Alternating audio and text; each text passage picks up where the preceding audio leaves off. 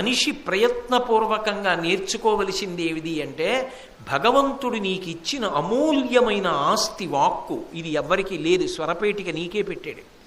పెట్టినప్పుడు ఏదైనా చెప్పవలసి వస్తే పరమ సాత్వికంగా చెప్పడం నేర్చుకో.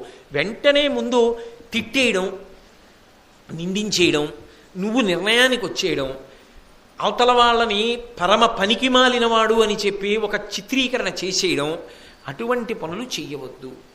చక్కగా ఓర్పుతో మాట్లాడు. అందుకే బహుశः లోకంలో వాక్కు చేత సాధించలేనటువంటి గొప్ప విషయం ఏదీ లేదు.